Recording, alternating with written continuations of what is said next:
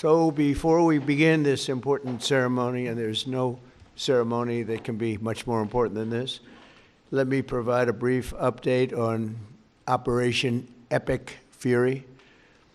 Today, the United States military continues to carry out large-scale combat operations in Iran to eliminate the grave threats posed to America by this terrible terrorist regime. Following our obliteration of Iran's nuclear program in Operation Midnight Hammer a short while ago, we warned Iran not to make any attempt to rebuild at a different location because they were unable to use the ones that we so powerfully blew up. But they ignored those warnings and refused to cease their pursuit of nuclear weapons. In addition, the regime's conventional ballistic missile program was growing rapidly and dramatically, and this posed a very clear, colossal threat to America and our forces stationed overseas. The regime already had missiles capable of hitting Europe and our bases, both local and overseas, and would soon have had missiles capable of reaching our beautiful America. The purpose of this fast-growing missile program was to shield their nuclear weapon development and make it extraordinarily difficult for anyone to stop them from making these highly forbidden by us nuclear weapons. We were the ones that were complaining. We were the ones that wanted it stopped. But everybody was behind us. They just didn't have the courage to say so. An Iranian regime armed with long-range missiles and nuclear weapons would be an intolerable threat to the Middle East, but also to the American people. Our country itself would be under threat, and it was very nearly under threat.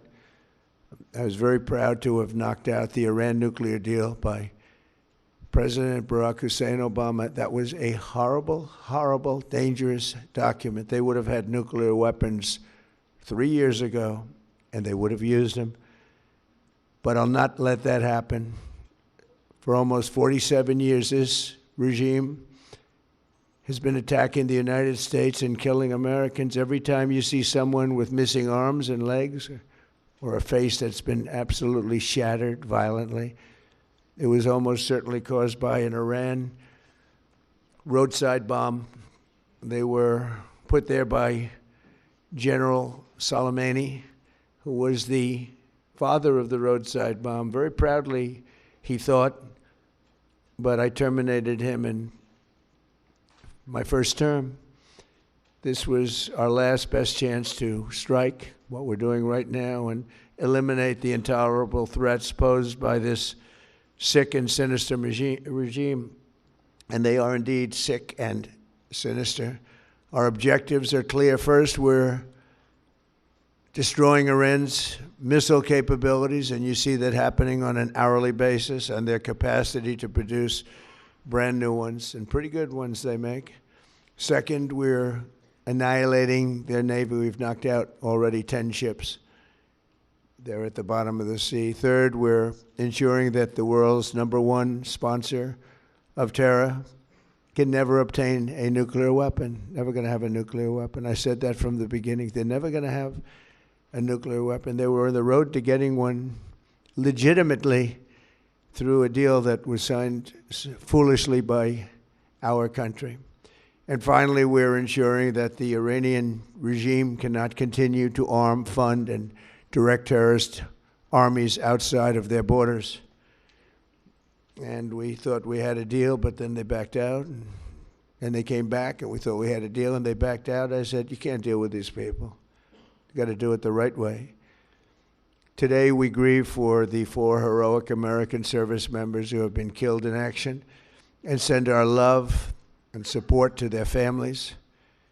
In their memory, we continue this mission with ferocious, unyielding resolve to crush the threat this terrorist regime poses to the American people, and a threat indeed it is.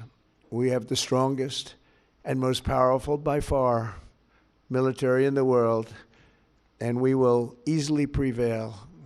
We're already substantially ahead of our time projections, but whatever the time is, it's okay. Whatever it takes, we will always And we have, right from the beginning, we projected 4 to 5 weeks. But we have capability to go far longer than that. We'll do it. Whatever somebody said today, they said, oh, well, the president wants to do it really quickly. After that, he'll get bored. I don't get bored. There's nothing boring about this. Do you agree with that, Pete? I don't think there's anything, Mr. General. I think there's nothing boring about it. Somebody actually said from the media, I think he'll get bored after about a week or two. No, we don't get bored. I never get bored. If I got bored, I wouldn't be standing here right now, I guarantee you that, to go through what I had to go through. We also projected 4 weeks to terminate the military leadership, and as you know, that was done in about an hour, so we're ahead of schedule there by a lot. But please join me in thanking every American service member who bravely is standing in harm's way. They really are incredible, and I just want to thank you. We have a lot of them right here. Thank you very much. Thank you.